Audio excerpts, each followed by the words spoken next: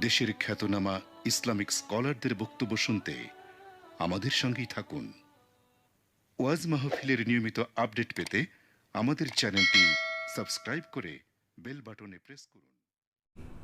এ পর্যায়ে আমরা জানবার চেষ্টা করব যে জাকাতযোগ্য সম্পদ কি কি, কোন কোন সম্পদে জাকাত দিতে হয়। সব সম্পদে জাকাত দেয়া লাগে না, আমরা বলেছি।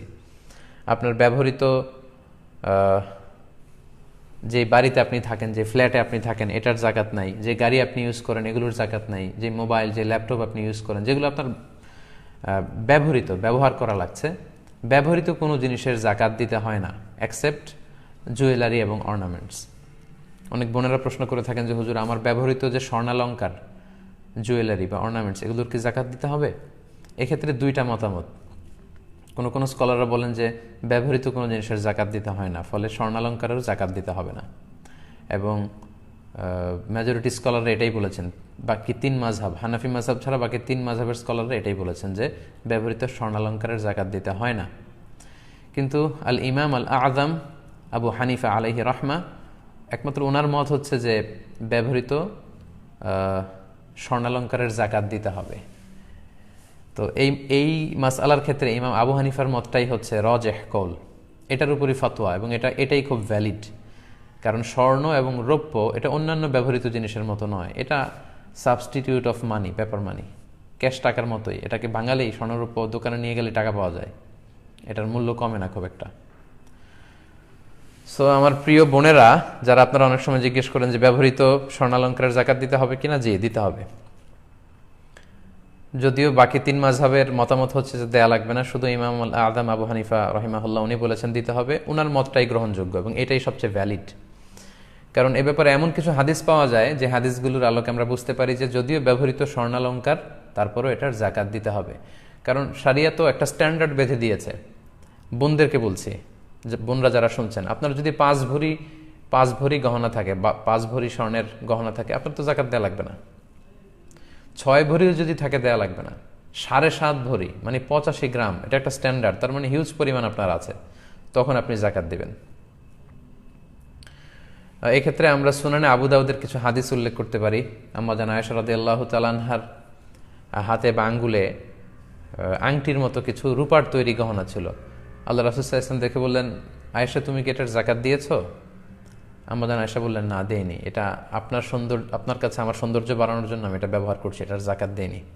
আল্লাহ রাসূল সাল্লাল্লাহু আলাইহি ওয়াসাল্লাম বললেন, হাসবুকি ফিন্নার, তোমাকে জাহান্নামে নিতে এই অলংকারটাই যথেষ্ট, এই রূপার অলংকারটাই। তো তখন কিন্তু আয়েশা রাদিয়াল্লাহু তাআলা আনহা হাতে পড়েছিলেন ওই আংটিটা। তাহলে এই হাদিস থেকে বোঝা যায় যে ব্যবহৃত স্বর্ণালঙ্কারের জাকাত দিতে হবে। আরেকটি হাদিস যেটিও সুনান আবু দাউদে এসেছে, এক সাহাবী নারী আল্লাহ রাসূল সাল্লাল্লাহু আলাইহি ওয়াসাল্লামের কাছে আসলেন, তার মেয়েকে নিয়ে। মেয়ের হাতে 2টা স্বর্ণের চুড়ি ছিল, 2টা ব্রেসলেট মেড অফ গোল্ড। আল্লাহ রাসূল সাল্লাল্লাহু আলাইহি ওয়াসাল্লাম বললেন, জাকাত দিয়েছো? সে বলল, না জাকাত দেয়নি। আল্লাহ রাসূল সাল্লাল্লাহু আলাইহি ওয়াসাল্লাম বললেন, তাহলে তুমি কি পছন্দ করো যে এই স্বর্ণের চুড়ির বিপরীতে জাহান্নামের 2টা আগুনের চুড়ি তোমার হাতে পরিয়ে দেওয়া হবে? তাৎক্ষণিক মহিলাটি ভয় পেলেন এবং বললেন, খুলে আল্লাহ রাসূলকে দিয়ে দিলেন, বললেন, আল্লাহ এবং আল্লাহর রাস্তায় এটা আমি দিয়ে দিলাম। তো তার মেয়েও কিন্তু তখন পরিহিত ছিল। তার মানে ব্যবহৃত স্বর্ণ এবং অলংকারের যে জুয়েলারি অর্নামেন্টসের কথা আমরা বলি, এটা যদি গোল্ডের হয় এবং সিলভারের হয়, তাহলে আপনার জাকাত দিতে হবে আমার প্রিয় বোনেরা। যদি সেটা নিসাবকে ক্রস করে এবং জাকাতের যে শর্তগুলো আপনাকে আমরা শোনালাম, আপনাকে জাকাত দিতে হবে, আপনি এটার জাকাত দিয়ে দেন। অনেক বোনদের এমন হয় যে শুধু গোল্ডই আছে, গোল্ডের অলংকার, টাকা নেই, তখন আপনি কিভাবে দিবেন? আপনি আপনার হাজব্যান্ডের কাছ থেকে টাকা নিয়ে আদায় করে দিতে পারেন, অথবা আপনার সামান্য কিছু অলংকার আপনি বিক্রি করে দিতে পারেন। আপনার একটা নোজ পিন বিক্রি করে দিলে হয়তো কমে গেল, 7.5 ভরির নিচে যদি থাকে তাহলে আর জাকাত দেওয়া লাগলো না। আশা করি এই মাসালাটি আপনাদের কাছে ক্লিয়ার হয়েছে। এবার খুব গুরুত্বপূর্ণ একটা পয়েন্ট নিয়ে আমরা কথা বলবো, সেটা হচ্ছে জাকাত যোগ্য সম্পদ কি কি। সব সম্পদে জাকাত আসে না, আপনার ব্যবহৃত জিনিসপত্রের উপর জাকাত আসে না। কি কি বিষয়ের উপর জাকাত আসে, অর্থাৎ যেদিন আপনি জাকাতের হিসাব করতে বসবেন, ওই দিন কোন কোন জিনিসকে আপনি জাকাতের আওতাভুক্ত করবেন, যেটাকে বলে জাকাতেবল অ্যাসেট, সেগুলো কি কি, আমরা সেগুলো একটু শুনি। তার মধ্যে 1 নম্বর হচ্ছে সোনা রূপা। আপনি যেদিন জাকাতের হিসাব করতে বসবেন, যে আজকে আমার জাকাত পে করার ডেট, তখন আপনার আশেপাশে, আপনার আওতায়, আপনার আন্ডারে যত সম্পদের মালিক আপনি আছেন, সবগুলো হিসাব করতে হবে। তখন আপনি প্রথমে হিসাব করবেন যে আপনার সোনার রূপা আছে কিনা। ইন এনি ফর্ম, যে কোনো ফর্মে স্বর্ণ বা রৌপ্য যদি জুয়েলারি আকারে থাকে সেটা হিসাব করবেন। বার থাকে গোল্ডের অনেকের কাছে, বিস্কিট, হ্যাঁ, 999-এর বার, অর্থাৎ একেবারে দ্য ফাইনেস্ট গোল্ড, 24 ক্যারেটের গোল্ড দিয়ে বার তৈরি করা হয় বিস্কিট, এগুলো অনেকের কাছে থাকে, এটার পুরো দাম হিসাব করতে হবে। অথবা জুয়েলারি থাকলে হিসাব করতে হবে। অনেকে শখ করে স্বর্ণের প্লেট, গ্লাস এগুলো ইউজ করেন, এগুলো ধরতে হবে। শখ করে অনেকে স্বর্ণের কলম কিনেছে, এরকমও শুনেছি। স্বর্ণের ঘড়ি ইউজ করে অনেকে। গোল্ডের, সিলভারের যত কিছু আছে এটা আপনাকে ধরতে হবে। অল আর জাকাতেবল অ্যাসেট। আচ্ছা, এরপর ক্যাশ টাকা, যেদিন জাকাত হিসেব করবেন পকেটে আছে কত, ওয়ালেটে আছে কত, ড্রয়ারে আছে কত, আলমারিতে কত, ব্যাংকে আছে কত, সেভিংস অ্যাকাউন্টে কত, কিংবা কারেন্ট অ্যাকাউন্টে কত, এগুলো সব হিসাব করতে হবে। এরপর কিছু আছে ইজিলি লিকুইডেট করা যায়, মানে এগুলো ভাঙালি টাকা পাওয়া যায়, এগুলো হিসাব করবেন। যেমন প্রাইস বন্ড কিনে রাখে অনেকে, সঞ্চয়পত্র কিনে রাখে, যেটা ডাক বিভাগের সঞ্চয়পত্র। অবশ্যই এটার থেকে যে প্রফিট আসে এটা সুদ, ওইটার উপর জাকাত আসে না, ওইটা সওয়াবের নিয়ত ছাড়া আপনি জনকল্যাণমূলক কাজে দান করে দিবেন, কিন্তু মূল যে টাকা ওইটার উপর জাকাত আসবে। ফিক্সড ডিপোজিট থাকে, ডিপিএস থাকে, ইন্স্যুরেন্স করা থাকে অনেকের, হেলথ ইন্স্যুরেন্স, লাইফ ইন্স্যুরেন্স, বিভিন্ন ধরনের ইন্স্যুরেন্স, এগুলো কিন্তু আপনাকে হিসাব করতে হবে। যেদিন আপনি জাকাতের হিসাব করতে বসেছেন ওই দিন সব হিসাব করবেন। কীভাবে করবেন? যেদিন জাকাত হিসাব করবেন ওই দিনের ডিপোজিট বা ইন্স্যুরেন্সের জন্য আপনি একটা স্টেটমেন্ট নেবেন ওই কোম্পানি থেকে বা ব্যাংক থেকে, একটা স্টেটমেন্ট নিয়ে নিতে হবে।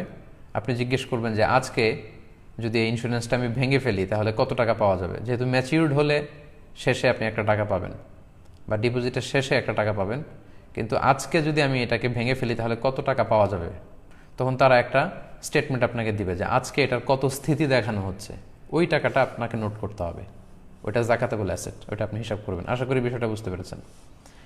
এরপর সম্মানিত দিনী ভাই এবং বোনেরা, ব্যবসার সম্পদে কিন্তু জাকাত দিতে হয়, যেটাকে আরবিতে আমরা বলি উরুদুত তিজারা। যে সমস্ত জিনিস আপনি বিক্রয় করার নিয়তে কিনেছেন আপনার কিন্তু সেটা থেকে জাকাত দিতে হবে।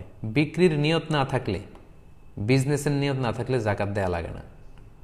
যেমন আপনি স্থাবর সম্পদ বাড়ানোর জন্য ফ্ল্যাট কিনেছেন, কেনার সময় আপনি এমন নিয়ত করেননি যে আপনি ভাড়া দিবেন, অথবা এমন নিয়ত করেননি যে আপনি এটা বিক্রি করবেন বেশি দাম পেলে, শুধু কিনে রেখেছেন আপনার রিয়েল এস্টেট বা স্থাবর কিছু সম্পদ বাড়ানোর জন্য, সেটার কোনো জাকাত নেই। অথবা জমি কিনে রেখেছেন, মশালাটা খুব ভালো করে বুঝতে হবে। জমি কিনে রেখেছেন কিংবা ফ্ল্যাট কিনে রেখেছেন স্থাবর সম্পত্তি বাড়ানোর জন্য, এটা দিয়ে বিজনেসও করতে চান না, এটা ভাড়াতেও খাটাতে চান না, সম্পদ এমনি পড়ে থাকবে, এটার উপর জাকাত আসে না। যদি ভাড়া খাটাতে চান ভাড়ার উপর জাকাত আসবে, যদি বিক্রি করতে চান তাহলে পুরো সম্পদের উপর জাকাত আসবে। তো তাহলে আপনি যদি বিজনেসম্যান হয়ে থাকেন আপনার ব্যবসার সম্পদে কিন্তু জাকাত আসবে।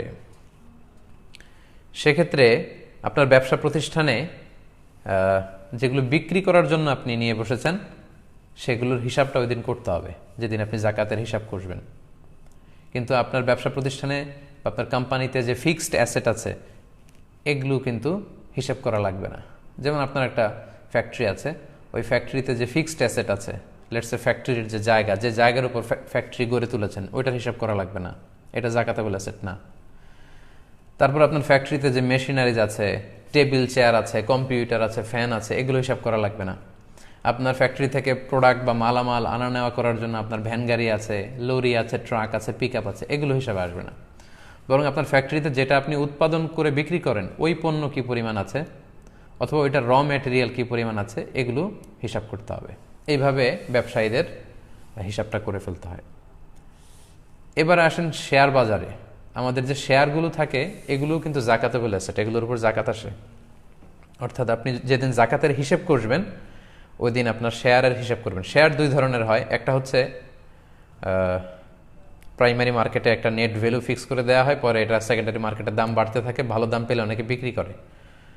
তো যেদিন আপনি জাকাতের হিসাব করবেন ওই দিন আপনার শেয়ারের সেকেন্ডারি মার্কেটে বিক্রয়ের জন্য যদি হয় তাহলে ওই দিন যে মূল্য বাজারে দেখাচ্ছে, মানে এখনই এই শেয়ারগুলো বিক্রি করে দিলে আপনি যত টাকা পাবেন এটা আপনাকে হিসাব করতে হবে। এটা কিন্তু জাকাতেবল অ্যাসেট, জাকাতযোগ্য সম্পদ, এটাকে আপনাকে হিসাব করতে হবে। আর কিছু কিছু শেয়ার আছে বিভিন্ন কোম্পানিতে বিনিয়োগ করেছেন, বিভিন্ন কোম্পানির শেয়ার আপনি কিনেছেন লং টার্ম ইনভেস্টমেন্টের জন্য, সেক্ষেত্রে আপনার যেটা হিসাব করতে হবে যে ওইখানে আপনার অ্যাকাউন্টসে বা ফিনান্স সেক্টরে জানতে হবে যে পুরো কোম্পানিতে জাকাতেবল অ্যাসেট কতটুকু আছে, কত পার্সেন্ট। বড় কোম্পানিগুলোতে জাকাতেবল অ্যাসেট কত পার্সেন্ট আছে এই হিসাবটা বের করে আপনার শেয়ারে কতটুকু জাকাতেবল অ্যাসেট পড়ে সেটা আপনাকে নোট করে নিতে হবে। এগুলোর ক্ষেত্রে যে শেয়ার বিক্রির ক্ষেত্রে, পণ্য বিক্রির ক্ষেত্রে বিক্রয় মূল্য বাজারে নিয়ে বিক্রয় করলে আপনি যত টাকা পাবেন ওইটা ধরা হবে। যেমন আমার বোনদেরকে আমি বলি, আপনারা যখন আপনাদের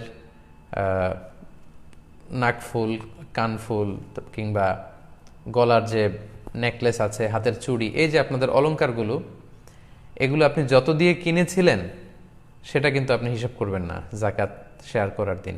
আই রিপিট, আমি আমার প্রিয় বোনদেরকে বলছি, আপনার যে নাকের গহনা, কানের গহনা, গলার গহনা, হ্যাঁ, আপনার যে অর্নামেন্টস বা জুয়েলারিগুলো আছে, লেটসে আপনি 7 লক্ষ টাকার গহনা কিনেছিলেন গত বছর, তার মানে আপনি নিশ্চয় পরিমাণ সম্পদের মালিক। এই বছর যখন আপনি জাকাত দিবেন তখন কিন্তু এটার মূল্যমান আপনি 7 লক্ষ ধরবেন না। এই 7 লক্ষ টাকার গহনা অর্নামেন্টসগুলো বাজারে নিয়ে বিক্রি করলে যত দাম পাবেন, মানে বিক্রয় মূল্য, সব সময় বিক্রয় মূল্যটা ধরতে হবে, ওই টাকার উপর জাকাত আসবে। যেমন আপনি যদি 7 লক্ষ টাকার জুয়েলারি কিনে থাকেন, এখানে মেকিং চার্জ বাদ দিতে হবে, কারণ এগুলো যখন কারিগররা অলংকার বা গহনা বানিয়েছে একটা মেকিং চার্জ আছে, ওইটা বাদ দিবেন। এখানে খাদ আছে, এগুলোর দাম বাদ দিতে হবে। তো সাধারণত আপনি গহনা নিয়ে যদি বাজারে বিক্রি করতে যান, তারা মূল দামের 20% কেটে রেখে দেবে, 20% বাদ দিয়ে বাকি দামটা আপনাকে দিবে। ওই দামটার 2.5% আপনি জাকাত দিবেন। প্রিয় বোনেরা, এই বিষয়টা আপনাদেরকে খেয়াল রাখতে হবে। তাহলে এই পয়েন্টে আমরা জানতে পারলাম জাকাত যোগ্য সম্পদ কি কি। যে সম্পদগুলোর কথা আমি উল্লেখ করেছি সাধারণত এগুলো হচ্ছে জাকাতেবল অ্যাসেট, এবং জাকাত হিসেব করার সময় এগুলোর উপর আপনাকে জাকাত দিতে হবে।